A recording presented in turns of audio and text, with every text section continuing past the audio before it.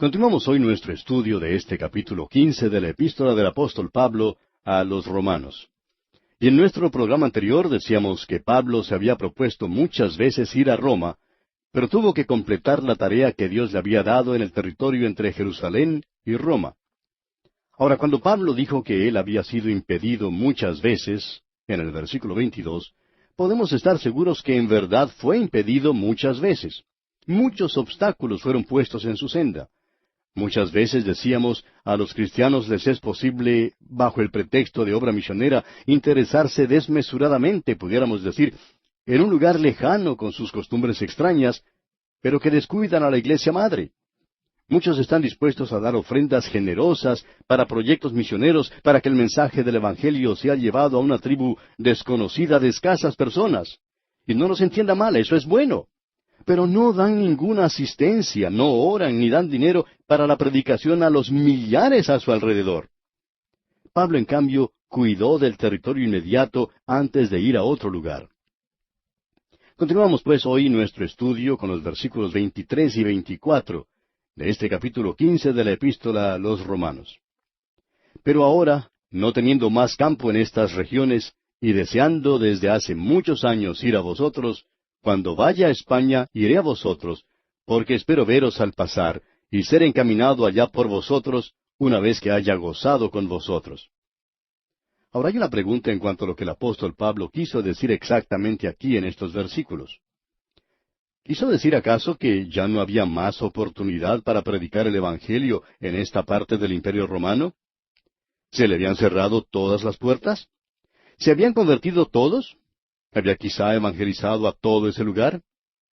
Bueno, mantenemos que la respuesta es no a cada una de estas preguntas. Creemos que el Evangelio sí había sido proclamado por toda esa región. Pablo y los demás apóstoles habían sido fieles en su testimonio para que todos, tanto judíos como gentiles, oyeran, aunque todos no se convirtieron a Cristo. Pablo buscaba un territorio nuevo. Era misionero que cumplía su ministerio de predicar el Evangelio a los gentiles por todas partes del Imperio Romano, y a aquellos que todavía no habían oído. En realidad, Roma no era su destino final. España era su meta. España constituía el límite del lejano oeste del Imperio Romano. Roma era meramente una parada en su esfuerzo por alcanzar esa meta. Ahora, ¿logró Pablo ir a España? Bueno, no hay constancia de que fuera. Pero tampoco hubo constancia de que hubiera ido a Ilírico. Si no se nos dijera aquí en este capítulo 15 que él fue a Ilírico, nunca lo habríamos sabido. Creemos que Pablo fue a España y también al resto del Imperio Romano. Hacemos esta declaración basándonos en las Escrituras. Cuando el apóstol Pablo llegó al final de su vida, le fue posible decir allá en la segunda carta que él escribió al joven Timoteo, capítulo 4, versículos 6 al 8, él pudo decir: porque yo ya estoy para ser sacrificado, y el tiempo de mi partida está cercano. He peleado la buena batalla, he acabado la carrera, he guardado la fe.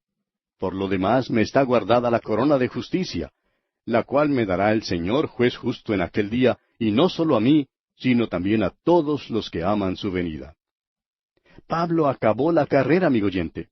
No creemos que Pablo pudiera haber hecho la declaración que hizo allá en su carta a Timoteo al final de su vida si no hubiera ido a España, porque España era parte de su itinerario previsto. Había acabado su carrera. Había ido a todas partes donde Dios le había indicado que fuera. No habrá muchos de nosotros que podamos decir como él dijo: he acabado la carrera. Pablo pudo hacer esa declaración atrevida porque a la verdad él había acabado su carrera. Bien, leamos ahora los versículos 25 y 26 de este capítulo 15 de la epístola a los Romanos. Mas ahora voy a Jerusalén para ministrar a los santos, porque Macedonia y Acaya tuvieron a bien hacer una ofrenda para los pobres que hay entre los santos que están en Jerusalén. Había dos cosas que Pablo quería hacer. En primer lugar, quería ir al occidente hasta España. Luego quería ir al oriente hasta Jerusalén.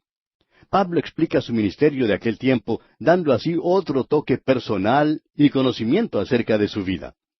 En tiempos pasados, él había perseguido a la iglesia en Jerusalén, pero ahora como creyente y miembro del cuerpo de Cristo, dice que ayudará a esta iglesia. Insistió pues en llevar él mismo la ofrenda a Jerusalén. Dice allá en el libro de los Hechos de los Apóstoles capítulo 24, versículo 17, pero pasados algunos años, vine a hacer limosnas a mi nación y presentar ofrendas. Pablo quería compensar a esta iglesia por sus acciones del pasado. Había perseguido a los cristianos en tiempos pasados, y ahora quería llevarles una ofrenda. En su segunda carta a los Corintios, capítulos 8 y 9, cuenta que esa ofrenda fue un gran peso en su corazón. Pablo llama a esta ofrenda aquí en la epístola a los Romanos una comunión, usando la palabra koinonía. Esta palabra era usada para designar todo lo que los creyentes podían compartir, es decir, a Cristo, la palabra de Dios, la oración, la cena del Señor y ofrendas materiales. Continuemos pues con el versículo 27. Pues les pareció bueno y son deudores a ellos, porque si los gentiles han sido hechos participantes de sus bienes espirituales, deben también ellos ministrarles de los materiales. Pablo deja en claro el hecho de que esta era una ofrenda voluntaria. En su segunda carta a los Corintios, capítulo 9, versículo 7, dice, cada uno dé como propuso en su corazón, no con tristeza ni por necesidad, porque Dios ama al dador alegre. Pablo hace valer también el hecho de que tenían una obligación y deuda moral que pagar. Los gentiles habían recibido el Evangelio de los judíos. Allá en el Evangelio según San Juan, capítulo 4, versículo 22, el Señor Jesucristo dijo, vosotros adoráis lo que no sabéis. Nosotros adoramos lo que sabemos, porque la salvación viene de los judíos. El Evangelio comenzó en Jerusalén. Macedonia y Acaya pueden pagar una deuda espiritual en la moneda del reino. Y aquí vemos la iglesia hija ayudando a la iglesia madre. Continuemos con el versículo 28. Así que, cuando haya concluido esto, y les haya entregado este fruto, pasaré entre vosotros rumbo a España. Ahora fíjese usted en el celo personal del apóstol Pablo por llevar esta ofrenda a Jerusalén, acto que lo puso en manos de sus enemigos, los cuales le tenían arrestado. Ahora eso no quiere decir que se hallaba fuera de la voluntad de Dios en ese tiempo. No estamos de acuerdo con quienes dicen lo contrario. Creemos que Pablo estaba absolutamente dentro de la voluntad de Dios cuando subió a Jerusalén. El libro de los Hechos de los Apóstoles nos muestra eso. Personalmente creemos que si uno va a contribuir con dinero para alguna obra, debe saber lo que realiza esa obra. Hay mucho peligro hoy en el dar cristiano. No creemos, hermano que nos escucha, que haga bien cuando da a una obra simplemente porque alguien le ha hecho algún llamamiento emocional y sentimental mediante el uso de algunas películas o diapositivas de huérfanos pequeños diciendo, hay que dar para ayudar a estos. Nunca se debe dar u ofrendar a ninguna obra u organización supuestamente cristiana, a menos que se sepa dos cosas en cuanto a esa organización. Primero, ¿qué clase de trabajo desempeña esta organización o persona? Y en segundo lugar, ¿está proclamando esa organización o esa persona la palabra de Dios de una manera eficaz a los corazones? Algunas obras gastan más del dinero recibido en los gastos generales de oficina que en los mismos huérfanos. Continuemos ahora con el versículo 29 de este capítulo 15 de la epístola a los Romanos. Y sé que cuando vaya a vosotros, llegaré con abundancia de la bendición del Evangelio de Cristo. Esto constituye el visto bueno de Pablo para su próspero viaje a Roma. Fue allí según la voluntad de Dios y en el cumplimiento de su oficio apostólico. Dios le dio un discernimiento divino en cuanto a este viaje. Pablo no se hallaba fuera de la voluntad de Dios en cuanto a su viaje a Roma. Es posible que a nosotros no nos parezca que él haya tenido un próspero viaje, pero Dios lo usó para cumplir ciertos propósitos importantes. Es muy fácil para los hijos de Dios decir cuando le llegan las dificultades, ¿será que me hallo fuera de la voluntad de Dios? Pero hermano que nos escucha, simplemente porque tenga dificultades y se sienta perplejo, no quiere decir que usted está fuera de la voluntad de Dios. El hecho es que, a la verdad, estos problemas pueden constituir una señal que usted está andando según la voluntad del Señor. Por otra parte, si usted vive hoy en perfecta paz, sin dificultad alguna, es muy probable que usted no esté viviendo según la voluntad de Dios. Pero avancemos ahora con el versículo 30 de este capítulo 15. Pero os ruego, hermanos, por nuestro Señor Jesucristo, y por el amor del Espíritu, que me ayudéis orando por mí a Dios. Hemos pasado mucho tiempo en esta sección porque es una sección personal, y Pablo comparte con nosotros su vida personal más íntima. Estamos viendo cómo el cristianismo funcionaba en el primer siglo. Estamos viendo el lado práctico del cristianismo. En la primera parte de esta epístola a los romanos, Pablo nos dio doctrina. Ahora Pablo está poniendo en práctica esa doctrina. Muchos expositores de la Biblia consideran que este versículo 30 que acabamos de leer constituye uno de los llamamientos de oración más solemnes y serios del apóstol Pablo en la Biblia. Pablo reconoce que enfrenta peligro y que ha llegado a una crisis en su ministerio. Sus enemigos estaban por todas partes. Pablo tenía amplio motivo para temer, como los eventos que siguieron lo demostraron. Aquí pues, Pablo pide oración por nuestro Señor Jesucristo. Pidió a los creyentes en Roma y en Jerusalén que le ayudaran en oración. Y podemos ver que el Señor Jesús es el intercesor por medio del cual todos los creyentes tienen que acudir a Dios. Ahora las palabras, por el amor del Espíritu, hablan del fruto del Espíritu que une a los hermanos, y que el mismo apóstol menciona en su carta a los Gálatas capítulo 5, versículos 22 y 23, donde dice, Mas el fruto del Espíritu es amor, gozo, paz, paciencia, benignidad, bondad, fe, mansedumbre, templanza. Contra tales cosas no hay ley. Esta frase, el amor del Espíritu, pues, habla del fruto del Espíritu que une a los hermanos. Los creyentes deben, por tanto, orar los unos por los otros. Luego dice, que me ayudéis. Ahora esta palabra griega tiene el sentido de luchar. Pide que luchen juntamente con él. Cuando Pablo oraba, él esperaba resultados. Las palabras por mí indican que Pablo estaba pidiendo oración por su protección personal para que pudiera llegar con abundancia de la bendición del Evangelio de Cristo. Esta es la clase de oración que se necesita hoy en día, amigo oyente. Pablo no sacó ninguna lista de oración para orar mecánicamente diciendo, Dios bendice a fulano y sutano, mengano, etc.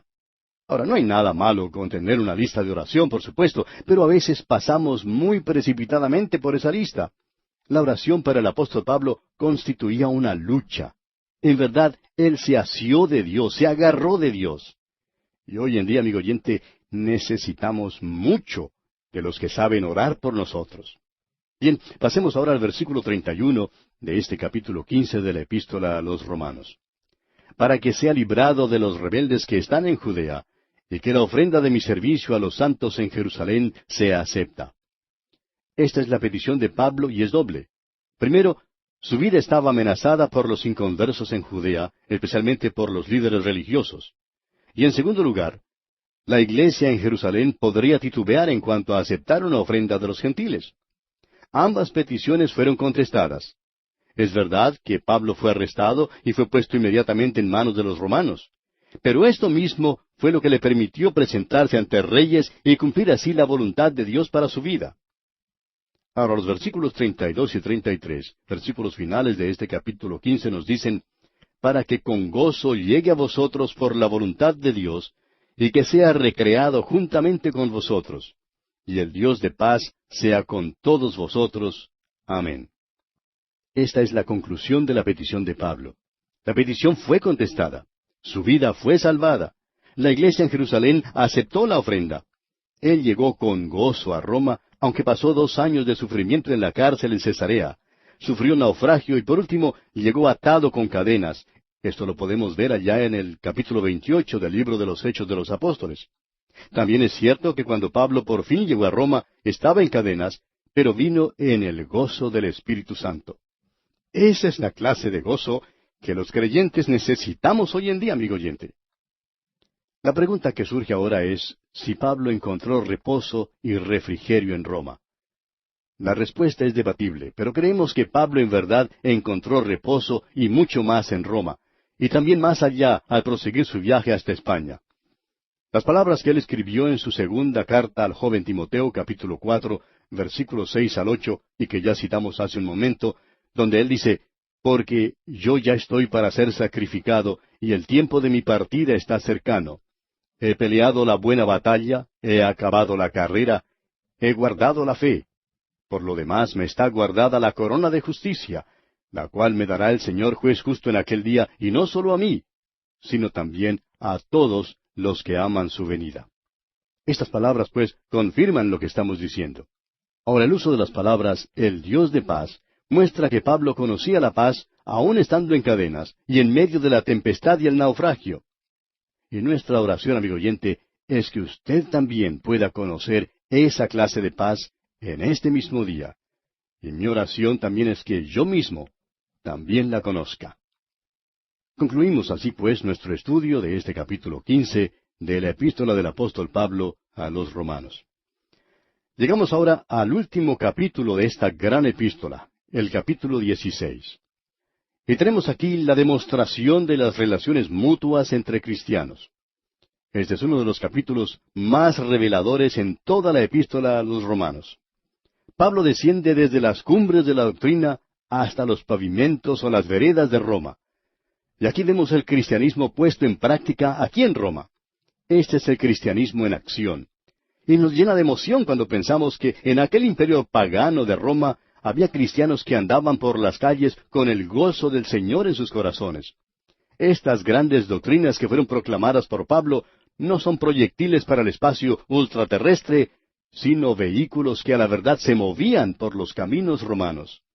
El Evangelio se traduce en vida y en realidad. Este capítulo extraordinario no debe omitirse ni desatenderse en el estudio de esta epístola a los Romanos. Y aquí concordamos de todo corazón con el comentario que hace el doctor Newell, quien dijo: este capítulo 16 es desatendido por muchos para su propia pérdida. Notemos primeramente que hay 35 personas que se mencionan por nombre en este capítulo. Todos eran o creyentes que vivían en Roma o hermanos que estaban con Pablo. Y creemos que Pablo estaba en Corinto cuando escribió esta epístola. Aquí vemos una expresión de amor mutuo y de afecto tierno que era totalmente desconocido y hasta contrario a la filosofía y práctica romana. Estos cristianos eran diferentes. No es extraño, pues, que Roma se admirara de estos cristianos, ni que se exclamara: «¡Cuánto se aman los unos a los otros!». Ahora, antes de entrar en un estudio de su contenido, quisiéramos compartir un breve resumen de este capítulo 16. En este capítulo final, tenemos primero la recomendación de Febe, quien es la portadora de esta epístola. Tenemos luego un saludo para los cristianos en Roma, que se encuentra entre los versículos 3 hasta el 15. Sigue entonces, en los versículos 16 al 20, la discusión sobre la conducta que debe haber en las relaciones entre cristianos. Luego, en los versículos 21 al 24, tenemos los saludos de Pablo y los cristianos que estaban con él. Y como conclusión, tenemos la doxología en los versículos 25 al 27. Comencemos pues leyendo los primeros 2 versículos de este capítulo 16. Os recomiendo además nuestra hermana Febe, la cual es diaconisa de la iglesia en Cencrea, que la recibáis en el Señor como es digno de los santos, y que la ayudéis en cualquier cosa en que necesite de vosotros, porque ella ha ayudado a muchos y a mí mismo. Febe es la primera que se menciona en este catálogo de héroes de la fe, por así decirlo. Ella era gentil, como su nombre lo indica. Como ya hemos declarado, había muchos gentiles en la iglesia de Roma. Ahora, Febe recibió su nombre en honor a la diosa griega Diana. En la mitología griega, ella era diosa de la luna, así como su hermano Apolo era dios del sol. Ahora, muchos creyentes tomaron nuevos nombres al ser bautizados, pero por alguna razón Febe se quedó con su nombre pagano. Febe, pues, fue la portadora, o sea, la que llevó hasta Roma esta epístola a los romanos, aunque reconocemos que hay quienes no creen que ella fuera la portadora. El comentarista Renan dijo: Febe llevó bajo los pliegues de su manto todo el fruto de la teología cristiana. Al parecer ella era una mujer prominente en la iglesia. Esto revela que era una mujer de mucha preparación y habilidad. Era diaconisa de la iglesia en Cencrea. En aquel entonces, Cencrea era el lugar donde uno debía abordar una nave si uno quería salir de Corinto. En otras palabras, Cencrea era el puerto oriental de Corinto. Al parecer, Pablo escribió esta carta a los romanos desde Corinto, y Febe vivía en Cencrea. Ella era una mujer de medios, de mucha habilidad, y probablemente se ocupaba en alguna profesión o negocio. El hecho de que ella era diaconisa revela que había algunas mujeres que ocupaban un lugar prominente en la iglesia primitiva. Febe, por ejemplo, desempeñaba un cargo importante. Ahora, permítanos decir algo, amigo oyente, que creemos es muy necesario en nuestros días. Creemos que una de las razones por las cuales algunas mujeres han llegado a ser pastoras y predicadoras, es porque este cargo de diaconisa les ha sido negado. Además, reconocemos que estamos viviendo en tiempos cuando las mujeres están usando sus derechos. Ahora, las mujeres no estarían buscando cargos dudosos en la iglesia, como los de pastora y predicadora, si se les diera su posición de vida. Creemos que debe haber diaconisas en la iglesia y que su junta debe disfrutar de la misma igualdad como las otras juntas de la iglesia. Creemos que necesitamos esto hoy en día porque la sensibilidad de la mujer puede percibir ciertas cosas que el hombre no percibe. Dios ha hecho a las mujeres más finas que los hombres. Un reloj, por ejemplo, es más fino que un automóvil, es más delicado. Y a las mujeres se les ha dado un sentido que al parecer los hombres no tenemos. A una mujer le es posible justipreciar a un individuo en cuestión de minutos, mientras a un hombre no le es posible hacer esto. Si es a una mujer que se está juzgando, lo único que los hombres podrían decir es, sí, es buena moza o no. Al parecer, pues, Febe había sido particularmente activa en una posición oficial en la iglesia local en Cencrea. Parece que iba a Roma en un viaje de comercio, y por tanto Pablo le dio a ella la epístola a los romanos para que ella la entregara a la iglesia antes que confiar esa carta al transporte público. Pablo iba rumbo a Jerusalén cuando entregó su carta a Febe. Ahora, mientras Pablo viajaba hacia el oriente, Febe viajaba hacia el occidente, a Roma, y él la recomienda de una manera especial a los santos en Roma, a quienes ella entonces no había conocido. Ella es, pues, la primera mujer que se menciona aquí, y era diaconisa. Y bien, amigo oyente, vamos a detenernos aquí, porque nuestro tiempo ha tocado ya a su fin.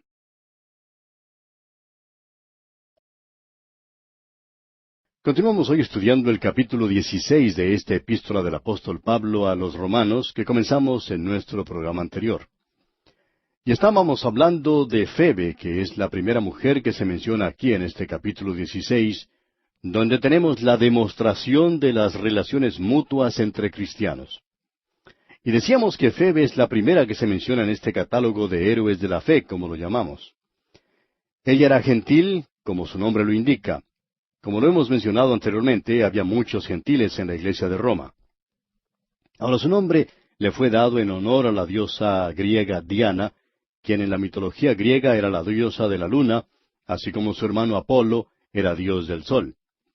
Ahora muchos creyentes tomaron nuevos nombres al ser bautizados, pero por alguna razón Febe se quedó con su nombre pagano. Y señalamos el hecho de que Febe es la portadora, o sea, quien llevó hasta Roma esta epístola a los romanos, aunque reconocemos también que hay quienes no creen que ella fuera la portadora de esta epístola. Ahora dijimos también que al parecer Febe había sido particularmente activa en una posición oficial en la iglesia local en Cencrea. Parece que iba a Roma en un viaje de comercio y por tanto Pablo le dio a ella la epístola a los romanos para que la entregara a la iglesia antes que confiar esa carta al transporte público. Pablo iba rumbo a Jerusalén cuando entregó su carta a Febe. Mientras Pablo viajaba hacia el oriente, Febe entonces viajaba hacia el occidente, hacia Roma. Y él entonces la recomienda de una manera especial a los santos en Roma, a quienes ella hasta entonces no había conocido. Ella es pues la primera mujer que se menciona aquí en este capítulo 16 y era diaconisa. Continuemos hoy leyendo los versículos 3 y 4 de este capítulo 16 de la epístola a los romanos.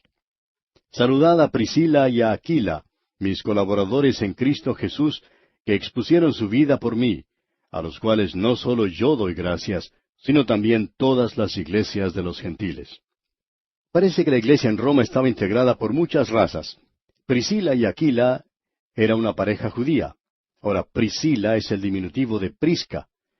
Esta pareja judía se menciona por primera vez allá en el libro de los Hechos de los Apóstoles, capítulo 18, versículos 1 al 3, donde dice, después de estas cosas, Pablo salió de Atenas y fue a Corinto, y halló a un judío llamado Aquila, natural del Ponto, recién venido de Italia con Priscila su mujer, por cuanto Claudio había mandado que todos los judíos saliesen de Roma. Fue a ellos, y como era del mismo oficio, se quedó con ellos, y trabajaban juntos, pues el oficio de ellos era hacer tiendas. Ahora Pablo condujo a esta pareja al Señor. Ellos siguieron a Pablo hasta Éfeso, donde también pudieron ayudar a Apolos, según leemos allá en el libro de los Hechos de los Apóstoles, capítulo 18, versículo 26, donde dice, y comenzó a hablar con denuedo en la sinagoga, pero cuando le oyeron Priscila y Aquila, le tomaron aparte y le expusieron más exactamente el camino de Dios. Pablo les envió saludos también en la última carta que escribió allá en la segunda carta a Timoteo, capítulo 4, versículo 19, donde leemos, saluda a Prisca y a Aquila y a la casa de Onesíforo. Aquí los hallamos de vuelta en Roma. Alguien ha comentado que como Roma era su centro de operaciones, y habían sido ahuyentados de allí por un edicto imperial, como lo vimos hace un momento en el capítulo 18 del libro de los Hechos de los Apóstoles, es sólo natural que ellos regresaran allá tan pronto como les fuera oportuno y seguro regresar. Ahora se presume que Priscila fuera la que tuviera mayor experiencia y conocimiento de los dos en cuanto a asuntos espirituales. Continuemos ahora con el versículo 5. Saludad también a la iglesia de su casa. Saludad a Epeneto, amado mío, que es el primer fruto de Acaya para Cristo. Parece que en sus comienzos la iglesia local se reunía en casas privadas. Alguien ha dicho que no hay ninguna evidencia decisiva hasta el tercer siglo de la existencia de edificios especiales que fueron usados para iglesias. Muchos creemos hoy en día que la iglesia que comenzó reuniéndose en casas volverá a reunirse en casas. Muchos de estos grandes mausoleos con sus grandes torres que llamamos iglesias no son nada más que un rimero de ladrillo, piedra y cemento. Son mausoleos más bien que iglesias vivas que contienen un cuerpo vivo y verdadero de creyentes. Nunca ha sido el propósito de Dios que se hablara de la iglesia como un edificio. Durante los primeros 3 siglos, la iglesia era el cuerpo de creyentes y éste se reunía en casas como la de Aquila y Priscila. Ahora, Epeneto es un nombre griego que quiere decir alabado. Evidentemente fue el primer convertido de Pablo en la provincia romana de Asia. Ahora el versículo 6 de este capítulo 16 de la epístola a los Romanos dice, saludad a María, la cual ha trabajado mucho entre vosotros. María es un nombre judío y significa rebeldía. Ella trabajaba hasta más no poder. ¿Qué cambio había tenido lugar en su vida? Antes de llegar a ser creyente era rebelde, pero ahora ella se afana mucho por amor a otros creyentes. Ella ahora es obediente a Cristo. Y continuamos con el versículo 7. Saludad a Andrónico y a Junias, mis parientes y mis compañeros de prisiones, los cuales son muy estimados entre los apóstoles y que también fueron antes de mí en Cristo. Andrónico es un nombre griego y es un nombre que ha sido identificado con la esclavitud. Junias es un nombre romano y puede ser o masculino o femenino. Pablo los llama mis parientes, lo cual puede significar que pertenecían a la tribu de Benjamín como Pablo, pero no significa necesariamente una consanguinidad familiar. Ahora la expresión compañeros de prisiones parece evidenciar que Pablo los había conocido en una de las muchas cárceles del Imperio Romano, en las cuales él había sido encarcelado. Estos dos eran bien conocidos y muy estimados entre los apóstoles. Pablo no había conducido a Cristo a estos dos, como algunos creen, porque estaban en Cristo antes que él lo fuera, como dice él mismo. La iglesia en Roma fue fundada por Pablo bajo circunstancias extraordinarias.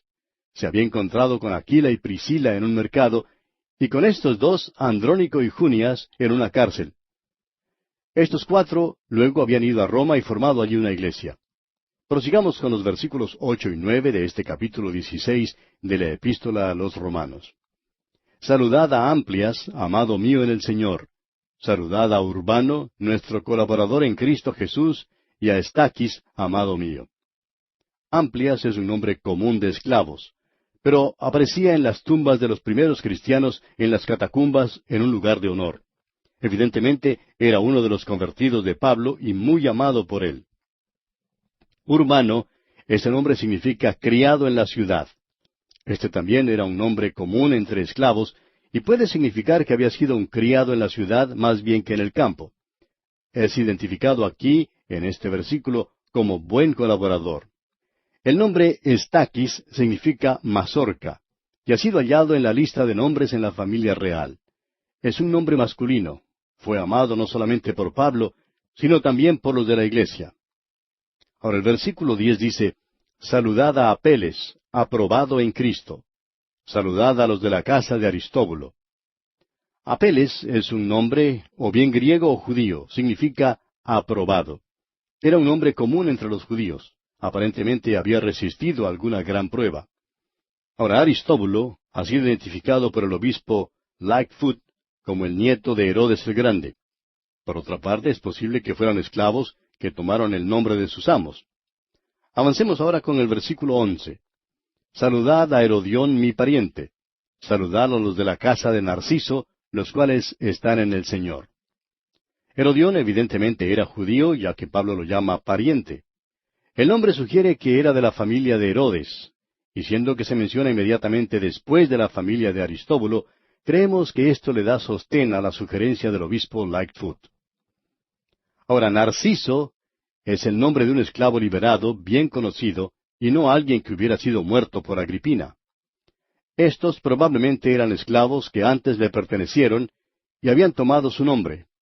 Ahora el versículo 12 dice, saludad a Trifena y a Trifosa, las cuales trabajan en el Señor. Saludad a la amada Pérsida, la cual ha trabajado mucho en el Señor. Trifena y Trifosa se supone que eran hermanas. Sus nombres son eufónicos y significan delicada y fina, habiendo sido derivados de trufao, que quiere decir vivir lujosamente. El comentarista Farrar declara que son nombres de esclavas, y la mayoría de los expositores están de acuerdo con esto. Ellas hacían todo lo que les fuera posible, fatigándose en la obra del Señor. Ahora, Pérsida es el nombre de una esclava liberada. Su posición la puso en una situación de poder hacer más de lo que podrían hacer las dos hermanas mencionadas previamente. Ahora, note usted la prominencia de las mujeres en la iglesia de Roma. Observe usted los versículos 1, 3, 6, 13 y 15. Ahora, el versículo 13 dice, saludad a Rufo, escogido en el Señor, y a su madre y mía. Rufo era el nombre más común entre esclavos. Probablemente era hijo de Simón de Cirene. Dice allá en el capítulo 15 del Evangelio según San Marcos, versículo 21, y obligaron a uno que pasaba, Simón de Cirene, padre de Alejandro y de Rufo, que venía del campo, a que le llevase la cruz. Marcos escribió su Evangelio especialmente para los romanos, y Rufo era bien conocido en la iglesia romana. Fue escogido por Pablo porque se había distinguido de alguna manera en el Señor. Ahora las palabras a su madre y mía es una nota tierna en cuanto a la madre de Rufo, quien había tomado interés maternal en el gran apóstol. El padre de Rufo fue el que llevó la cruz de Jesús. Ahora el versículo 14 dice, saludar a Asíncrito, a Flegonte, a Hermas, a Patrobas, a Hermes y a los hermanos que están con ellos. Asíncrito es el primero de 5 hermanos. Este es el nombre de otro esclavo liberado y significa incomparable. Flegonte quiere decir ardiente. Ahora, Hermas era otro nombre común entre los esclavos. Es sinónimo de mercurio y significa intérprete. Patrobas es nombre de otro esclavo liberado. Hermes es otro nombre común de esclavo. Las palabras y a los hermanos que están con ellos pueden indicar que éstos se reunían en alguna casa donde formaban el núcleo de una iglesia local. Tenemos solo una lista de nombres, pero sabemos que fueron hombres que conocieron a Cristo. Prosigamos ahora con el versículo 15. Saludad a Filólogo, a Julia, a Nereo y a su hermana, a Olimpas y a todos los santos que están con ellos. Filólogo es otro nombre de esclavo y significa amigo de palabras. Julia probablemente era su esposa, según dicen algunos expositores. El comentarista Sunday lo considera el nombre femenino más común entre todos los nombres romanos. Ciertamente el más común entre esclavas en la familia imperial. Nereo y su hermana probablemente son hijos de Filólogo y Julia, según dice el comentarista Vine. Olimpas probablemente fue otro miembro de la familia. Ahora las palabras y a todos los santos que están con ellos significan la congregación en su casa. Y aquí concluye esta lista de nombres de los hermanos en Roma. Veamos ahora la conducta hacia otros cristianos. Leamos el versículo 16. Saludaos los unos a los otros con ósculo santo. Os saludan todas las iglesias de Cristo. El expositor Sandai declara que la referencia más temprana al beso santo como parte regular del servicio cristiano se halla en Justino Mártir. El comentarista Robertson, por su parte, dice, era el modo de saludo del Medio Oriente, así como el apretón de manos es el modo del Occidente. Los hombres besaban a los hombres y las mujeres a las mujeres. Hay 4 referencias más a este modo de saludo. Son la primera carta a los Corintios, capítulo 16, versículo 20. La segunda carta a los Corintios, capítulo 13, versículo 12. También la primera carta a los Tesalonicenses, capítulo 5, versículo 26. Y la primera carta del apóstol Pedro, capítulo 5, versículo 14. Ahora, no recomendamos, amigo oyente, esta forma de saludo para el día de hoy.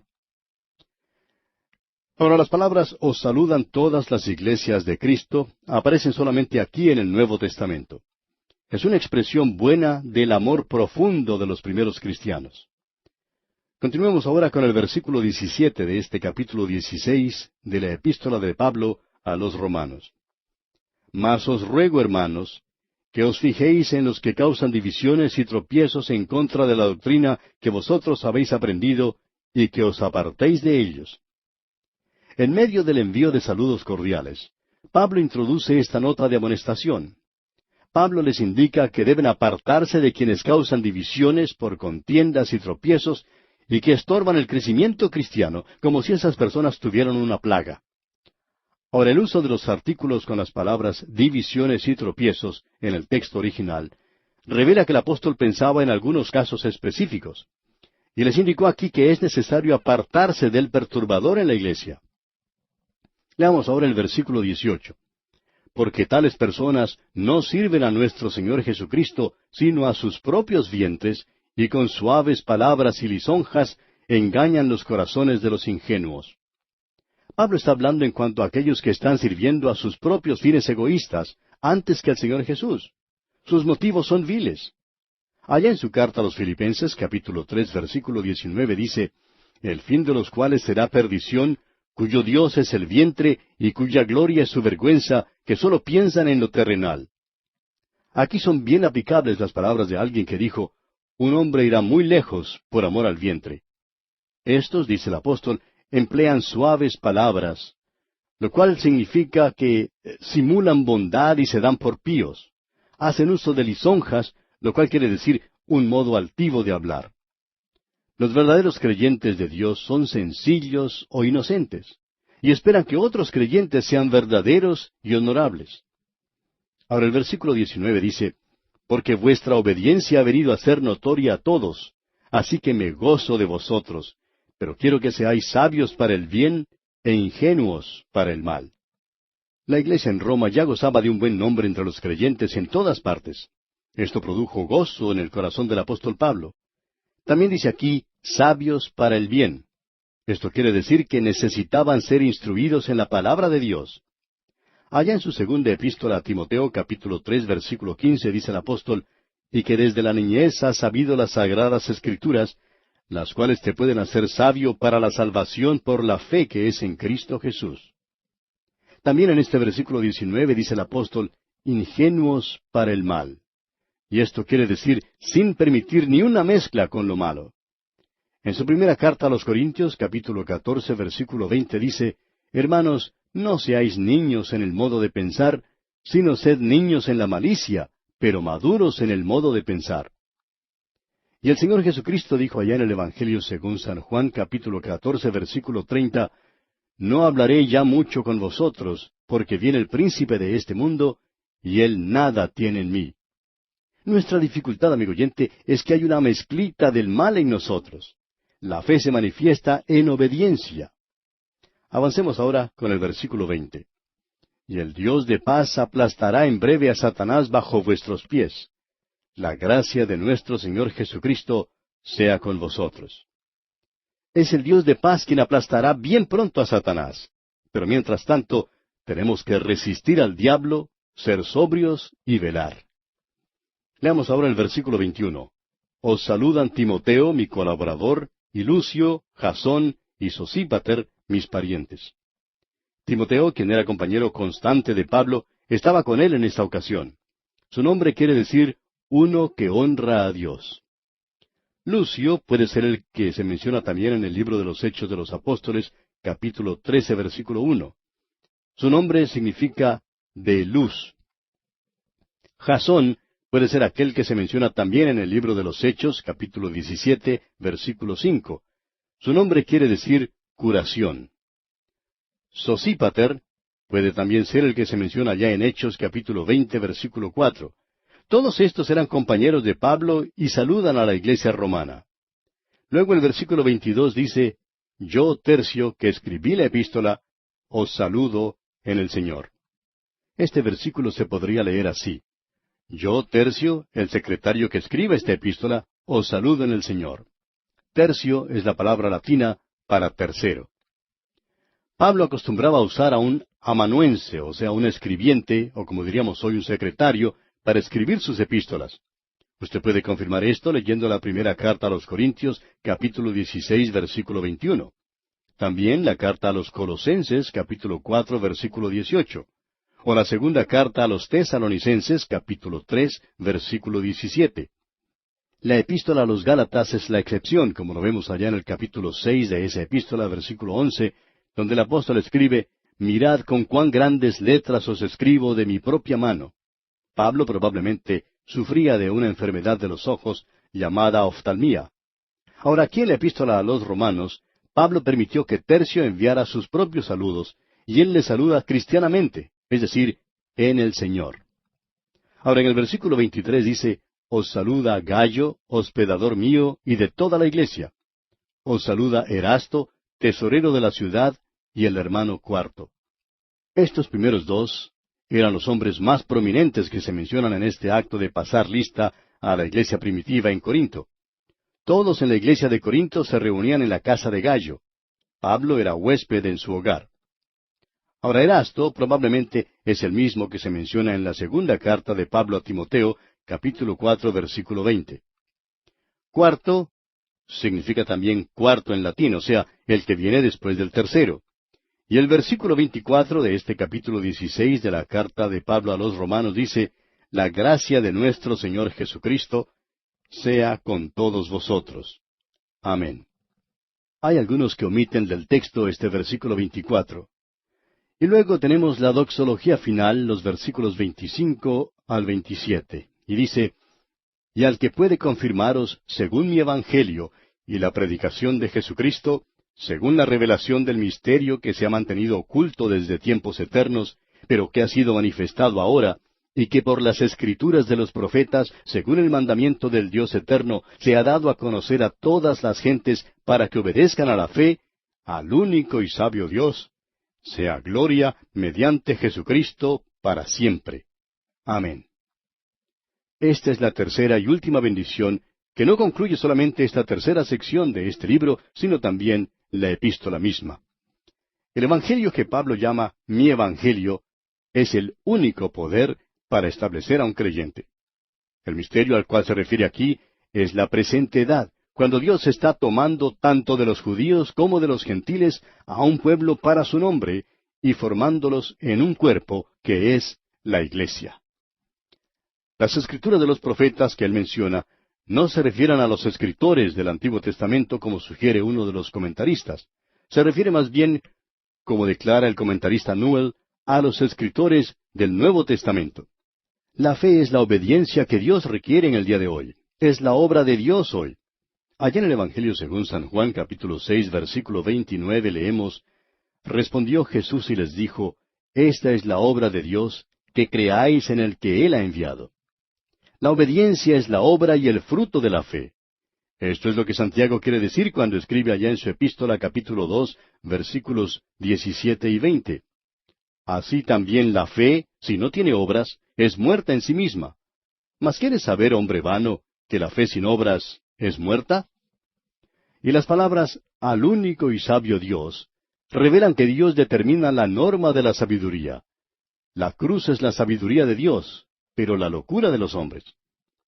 Como el mismo apóstol dice en su primera carta a los Corintios capítulo 1 versículos 21 al 25, Pues ya que en la sabiduría de Dios el mundo no conoció a Dios mediante la sabiduría, agradó a Dios salvar a los creyentes por la locura de la predicación. Porque los judíos piden señales y los griegos buscan sabiduría. Pero nosotros predicamos a Cristo crucificado, para los judíos ciertamente tropezadero y para los gentiles locura. Mas para los llamados, así judíos como griegos, Cristo poder de Dios y sabiduría de Dios. Porque lo insensato de Dios es más sabio que los hombres, y lo débil de Dios es más fuerte que los hombres.